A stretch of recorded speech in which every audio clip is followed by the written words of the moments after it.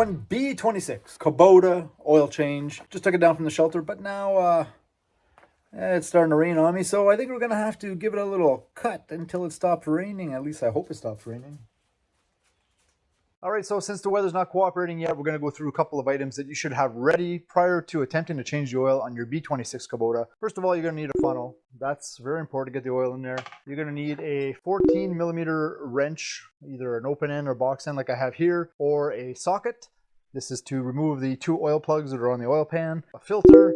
I've gone ahead and I got myself a Donaldson filter. The number on the Donaldson filter is a P550162.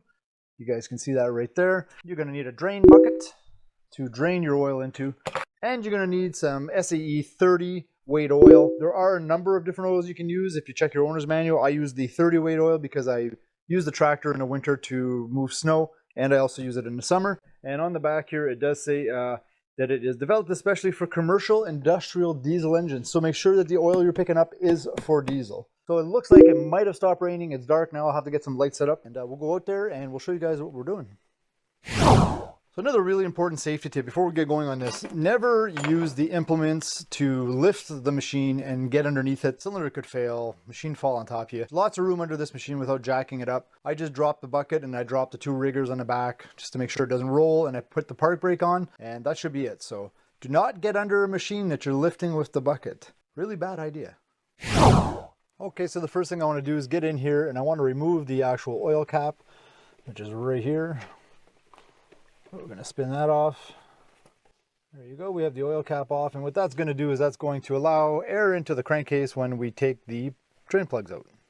All right, so you may have heard me say 2 oil drain plugs, and that is correct. There is one here and one here. Now, one thing I did forget to mention is that these do have the brass washers, and that acts as the seals. I don't have the seals here, and you can see the last oil change, a little bit of seeping going on. So we're going to inspect those really carefully and clean those up when we're done. I'm just going to grab my wrench here.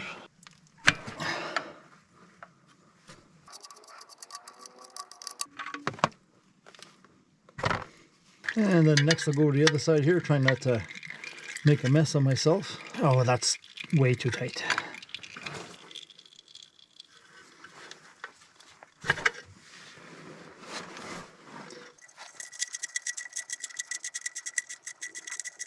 Okay, so we'll just let those drain and let's move on to the oil filter, I guess. Okay, so on my machine, the filter is located on the left side of the machine when you're sitting inside of it. So we're just going to put the oil drain bucket underneath there.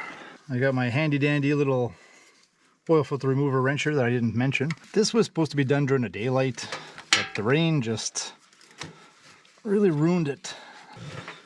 There we go. And there we go. It wasn't tight at all. It's perfect. So we'll just slowly spin that off, and it's going to make a little bit of a mess, and that is absolutely normal.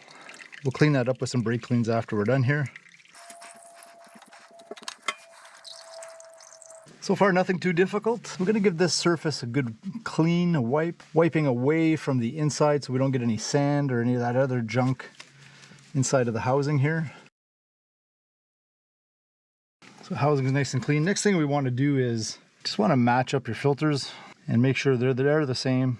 And these look identical, perfect, same size, same threads and everything. So we're going to go ahead and open this guy up. We're going to use a bit of this dirty motor oil. We're just going to put some oil on the rubber surface here. I think there's a misconception. People think it's to seal the oil filter. It's not necessarily to seal it. What it does, it allows you to tighten the filter so that you can crush the rubber without there being too much friction on the rubber and the metal surface, you know, with it being dry. So I'm going to go ahead and slide that in there.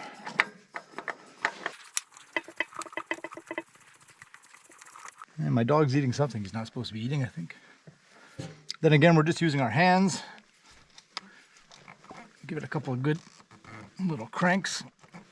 And that's it. That is tight enough. You don't need to use the machine or this little guy here to tighten that up any more than that. So we're just going to quickly clean this up with some brake cleaner.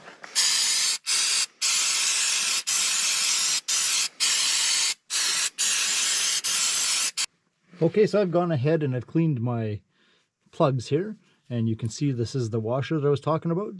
So I wanted to make sure the washer wasn't stuck to the actual plug. Took the washers off, cleaned them up really nice, made sure, you know, they weren't damaged or nicked or any of that stuff. So we're going to put these back in. I think I'm going to start with this side first.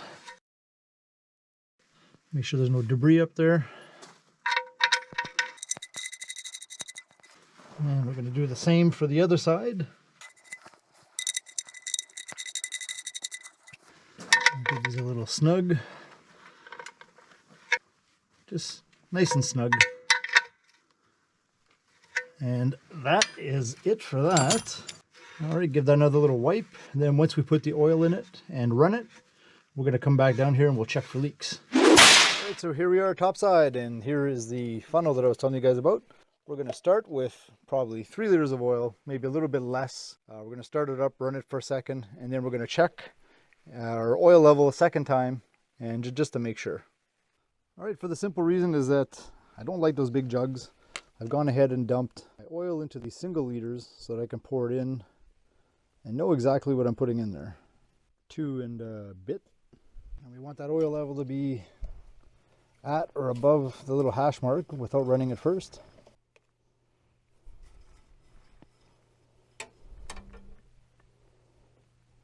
All right, so we are at the lower part of it. So this particular one has 2 holes, one hole in the bottom, one in the top. Oil level full would be in the top hole up there.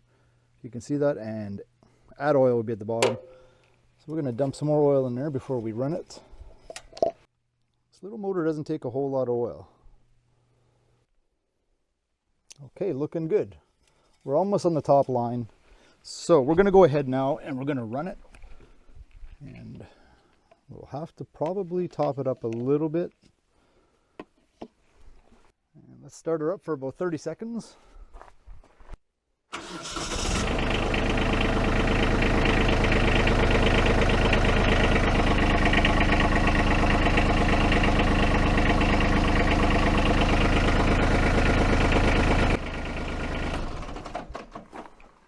Circulate that oil.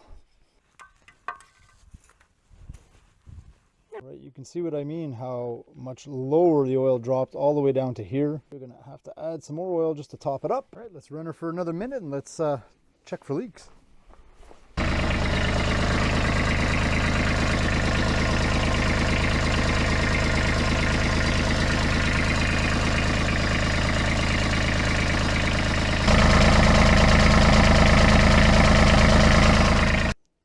As you can see, we are perfect. We're just below that top line. We ran it for another minute or so. It's pretty hot right now. And we are all done.